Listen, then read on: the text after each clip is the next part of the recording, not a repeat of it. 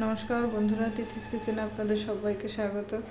তো আজকে আমি বানাবো একটা নিরামিষ রেসিপি, শিম আলুর চচ্চড়ি। সর্ষে বাটা দিয়ে শিম আলু দিয়ে চচ্চড়ি, সেটা আমার সঙ্গে দেখতে থাকুন আমি কি করে বানাই। তো তার জন্য আমি বসিয়ে দিয়েছি একটা কড়াইটা গরম হলে দিয়ে দেবো আমি তেল। কড়াইটা গরম হয়ে গেছে, এখন দিয়ে দেবো আমি তেল। তো তেলটা গরম হয়ে গেছে, এর মধ্যে আমি দিয়ে দেবো কালো জিরে।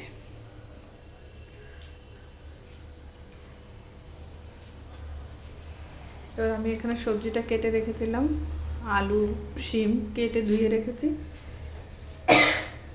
সেটা আমি দিয়ে দেবো।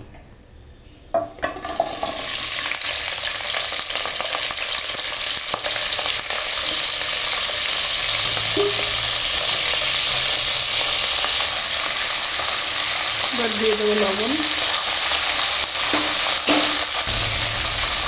আর দেবো হলুদ। এবার এটাকে আমি মিশিয়ে নেব।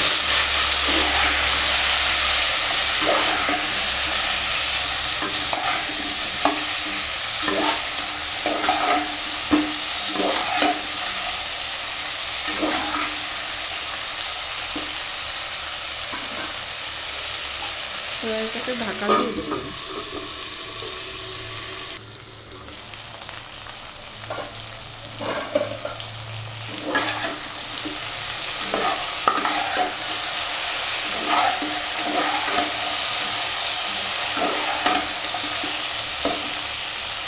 এর মধ্যে আমি দিয়ে দেবো টমেটো ও কাঁচা লঙ্কা।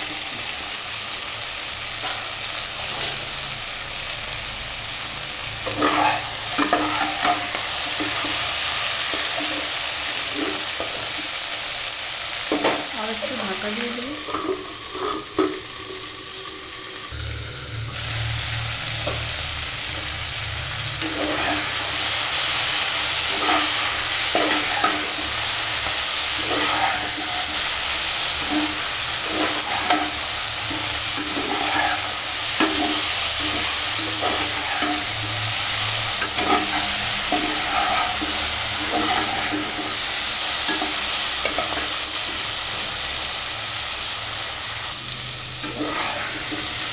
সবজিটা আমার ভাজা হয়ে গেছে,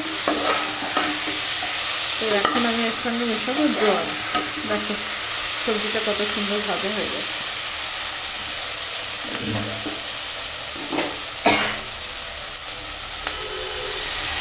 দিয়ে দেবো জল। সবজি সিদ্ধ হয়ে যাওয়ার মতো একটু জল দিতে হবে।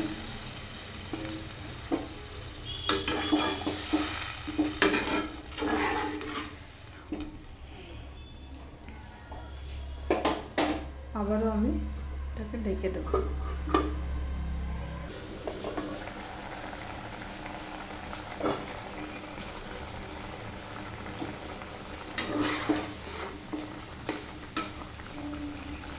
সবজিটা এখনো গলেনি, তো আরেকটু আমি ঢেকে দেবো।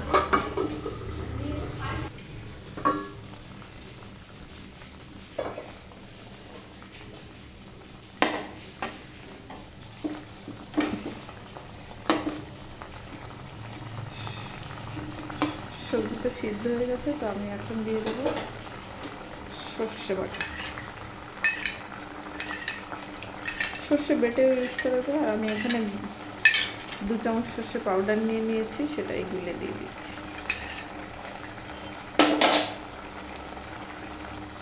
এটা ঠিক চচ্চড়ি না, একটু ঝোলই থাকবে, চচ্চড়ি বলা যায় না।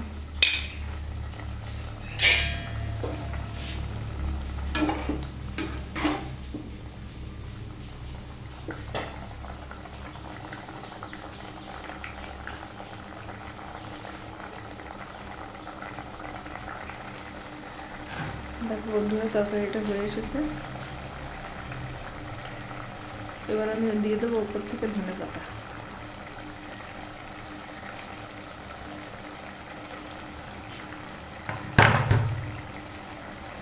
এবার আমি এটাকে ঢেকে দেবো।